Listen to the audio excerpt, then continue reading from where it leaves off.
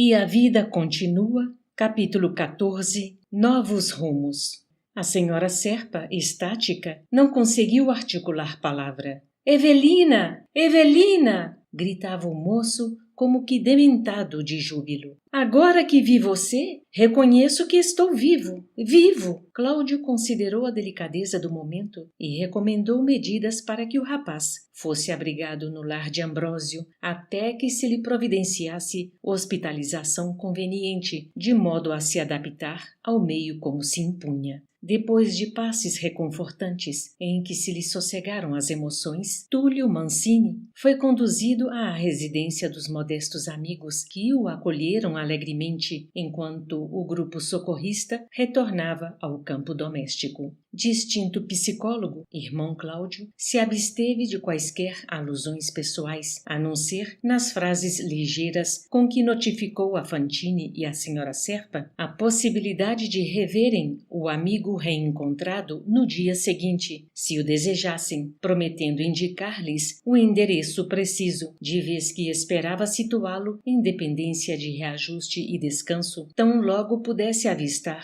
alguma das autoridades a cuja orientação se lhe vinculava à obra assistencial. Ernesto, a seu turno, estimaria ouvir a companheira com respeito ao suicida que lhes fora objeto de tantos comentários desde a conversação primeira. No entanto, calava-se, observando-a francamente aparvalhada e apoiando-se-lhe ao braço em fundo silêncio. Na cabeça dele, Fantine, pensamentos contraditórios se embaralhavam, sugerindo inquirições sem resposta. Não era Túlio um suicida? Perguntava-se. Lera bastante material informativo sobre suicidas, além da morte, e acreditava estivessem eles comumente agoniados nas duras penalidades a que se impunham pelo desacato às leis de Deus. Por que motivo escapara Mancini às corrigendas a que fazia jus, pervagando à vontade na província de alienados mentais entre espíritos rebeldes e vagabundos? Homem educado, porém, buscou emudecer considerações e perguntas para unicamente reverenciar a perplexidade da amiga que, desde muito, lhe ganhara o coração.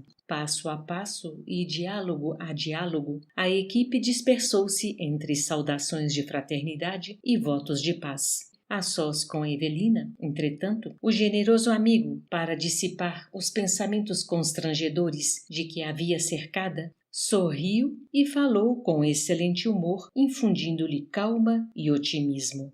Excelentíssima senhora Serpa, se alguma dúvida nos restava sobre a morte de nossos corpos físicos, que já devem ter desaparecido no bojo da terra, já não nos é possível, doravante, qualquer incerteza. Mas, em vão, ela tentou sorrir. Sentia-se esmagada, abatida. Ernesto redobrou esforços para chamá-la ao reequilíbrio e, depois de larga série de alegações construtivas, rematou.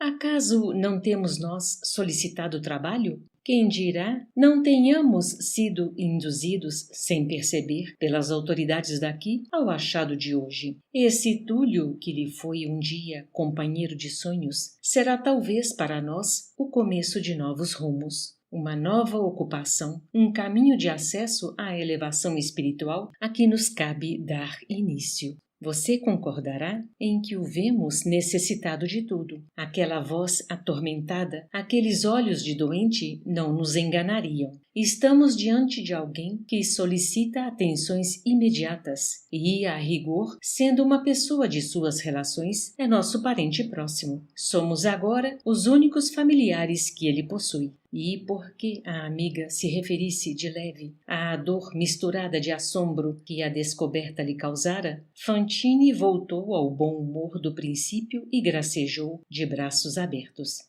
Que esperaria de melhor a senhora Serpa a fim de trabalhar? Cravou as mãos na cintura num gesto que lhe era peculiar e sublinhou. Quanto ao mais, minha querida amiga, lembro aqui a declaração filosófica de um velho companheiro. Convivei e purificai-vos. Estamos desencarnados e precisamos, como nunca, de burilamento moral. Se a presença de Túlio nos chama ao serviço que nos testará a capacidade de amor ao próximo, não hesitemos a abraçar as novas obrigações. Dias transcorreram até que os dois amigos conseguissem reavistar o rapaz, então suficientemente melhorado depois dos cuidados recebidos. Ernesto fitava-o curioso no primeiro tete-a-tete, mas Evelina sentia-se tomada de surpresa e inquietação. Aquele era Túlio Mancini, mas um Túlio Mancini diferente. Os olhos penetrantes, quando pousados nela, denunciavam sentimentos estranhos. Nem a ela, nem a Fantine passavam despercebidos os propósitos enfermiços a lhe nascerem ali mesmo, à frente dos dois, sem que o moço se soubesse intimamente visto e analisado. Sem qualquer impulso intencional, Ernesto e Evelina permutavam impressões telepaticamente, reconhecendo com mais clareza que lhes era possível conversar pelo idioma do pensamento de modo espontâneo, principalmente ali diante de um companheiro que não lhes comungava o mesmo nível de ideias e emoções. Naquele momento, guardavam a convicção de ler na alma de Túlio como num livro aberto, registrando as afirmações entusiásticas do rapaz, a imaginar-se vivo no mundo físico pelo fato de haver reencontrado a ex-noiva. Os dois amigos não se animavam a desmanchar-lhe de pronto a ilusão. O que mais me espanta é ter aguentado isso aqui tanto tempo com o flagelo da dúvida, suspirou Mancini, aliviado. A senhora Serpa tentou modificar-lhe o curso dos raciocínios, no evidente intuito de prepará-lo para a verdade, e interpôs com bondade. De minha parte, o que mais lamentei foi a sua atitude, atirando contra você mesmo, num ato de loucura. Eu? Pois você não soube? Redarguiu o moço, admirado. Nunca fiz isso. Tive, é verdade, a fraqueza de pensar um dia em matar-me pelo veneno por sua causa. Mas depois reconheci que você não me desprezava e eu queria, a todo preço, reconquistar a sua afeição. Sucede, porém, que no anseio de colocar-me fora de campo, Caio foi procurar-me, solicitando-me ir com ele ao meu escritório para consultarmos juntos um livro de direito internacional. Porque alegasse urgência, não vacilei em prestar-lhe o favor. Era um feriado e as salas próximas jaziam fechadas. A sós comigo, abandonou os assuntos da profissão e passou a acusar-me. Disse que a minha covardia, recorrendo ao veneno, abalara o amor que existia entre ele e você. Tentei justificar-me. Quando me detinha a considerar a pureza de meu afeto, aquele brutamontes vomitou insultos que não consigo esquecer e, sacando um revólver, me alvejou no peito. Caí no piso e nada mais vi. Acordei, não sei quando, num quarto de hospital e desde então vivo enfermo e revoltado, buscando reaver a saúde para ensinar a aquele biltre quanto vale a minha vingança. E um raio que caísse ali sobre os três não teria arrasado o ânimo da senhora Serpa quanto aquela revelação terrível. Num átimo, percebeu que Túlio não largara o corpo em arrancada suicida, mas sim constrangido pela arma daquele a quem desposara no mundo, ao mesmo tempo que Fantine, estupefato, concluía que o rapaz fora vítima de um crime desconhecido entre os homens. E fosse porque aflitivos pensamentos de culpa lhe azorragassem o cérebro, ou porque notava no moço o anseio indisfarçado de ficar a sós com Evelina, rogou telepaticamente a ela não fizesse o mínimo esforço por trazer Mancini à realidade e sim tivesse paciência até que pudessem estabelecer planos de socorro ao moço infeliz.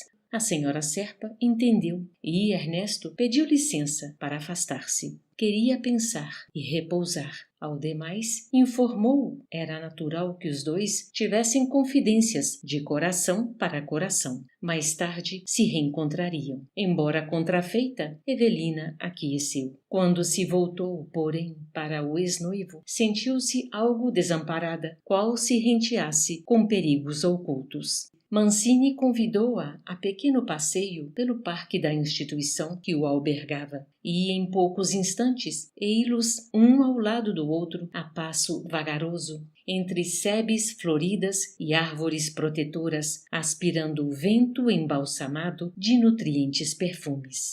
Evelina, recomeçou ele, quem é este velho que você está trazendo a tiracolo? A interpelada mostrou-se penosamente impressionada com a frase agressiva, pronunciada em tom de sarcasmo. No entanto, respondeu gentil. Trata-se de um amigo distinto, a quem devo inestimáveis favores. Ele chasqueou. Compreenda que sofri muito para achar você. Agora, não cedo sua companhia a homem algum, mesmo que esse homem fosse seu pai. Ela se dispunha a revidar, solicitando moderação. Todavia, Mancini prosseguiu, eufórico. Evelina, tenho um mundo de coisas a saber, a perguntar e a ouvir de você. Não sei realmente se tenho estado louco. Onde estamos? Que fazemos? Entretanto, prefiro falar de você e de mim, unicamente de nós dois. Nessa altura do diálogo, esbarraram com o bonito e pequeno caramanchão, totalmente envolto de trepadeiras.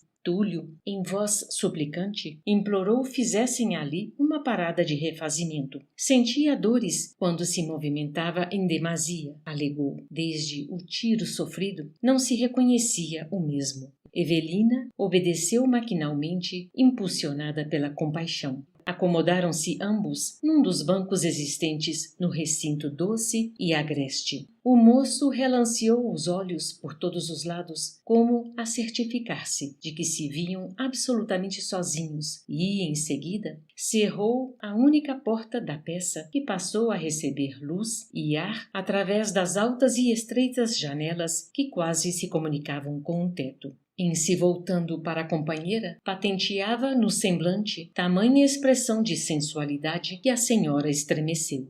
Evelina, rogou ele apaixonadamente, você sabe que tenho esperado por este momento de felicidade em todos esses anos de angústia.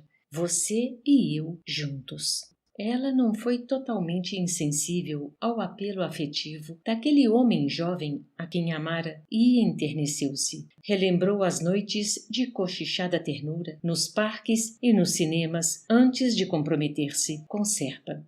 Sim, aquele era Mancini, o rapaz que a impressionara tanto. A mesma simpatia e a mesma voz de enamorado, acenando-lhe com a renovação do destino. Instintivamente, rememorou as infidelidades do marido, o escárnio revestido de belas palavras que recebera dele tantas vezes em casa, e, por um momento, balançou-se-lhe outra vez o coração entre os dois, qual ocorrera nos tempos do noivado. Túlio estava agora diante dela, prometendo-lhe de novo um amor ardente e tranquilo. Achou-se como que inebriada pelas considerações que ouvia, mas a consciência vigilante impeliu-a a reajustar-se. Via-se dominada por estranho sentimento que a induzia para ele. No entanto, ao mesmo tempo, algo em Mancini, naquele instante, lhe impunha medo e certa repugnância.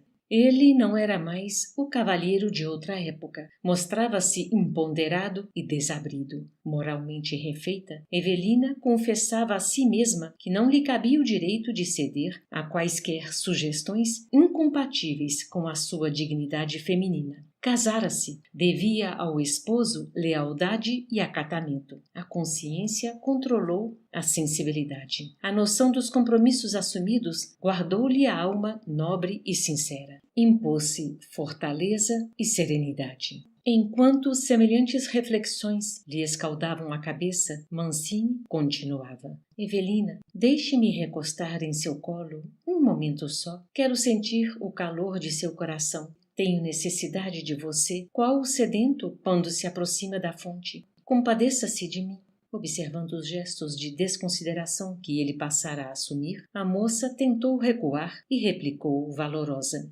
Túlio, contenha-se. Não sabe você que desposei Caio, que tenho a responsabilidade de um lar? Oh, o infame! Compreendo que a minha ausência longa terá levado você a desposar aquele canalha, mas isso não fica assim. E, depois de pausar alguns instantes, prosseguiu para a companheira estarrecida. Evelina, sei que você não é indiferente ao que sinto. Vamos, diga que me atende. Ato contínuo, intentou beijá-la.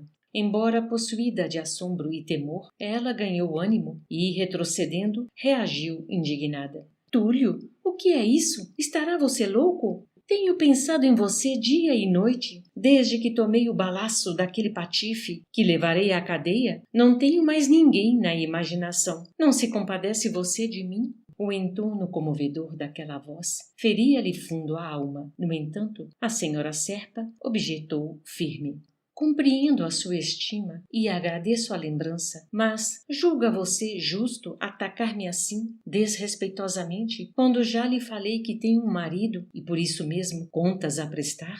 Mancini silenciou por momentos. Em seguida, exibiu nos olhos esgazeados a perturbação que lhe passou a senhorear os mecanismos da mente, transfigurou o pranto em escárnio e desfez-se numa gargalhada terrível. Um marido? Um marido, aquele crápula! Zombou. O povo de onde venho agora, o povo da terra da liberdade, tem toda a razão. Entendo, você agora faz parte dos santos, mas eu não sou mascarado. Sou o que sou, um homem com as funções que me são próprias. Quero você e isso a escandaliza? Boa piada! Você é uma mulher como as outras. Você não é melhor do que todas aquelas que conheço na terra da liberdade, apenas com a diferença de que você se oculta na capa andrajosa da disciplina.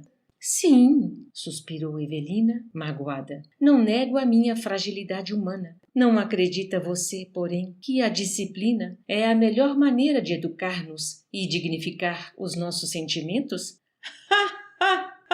Galhofou ele.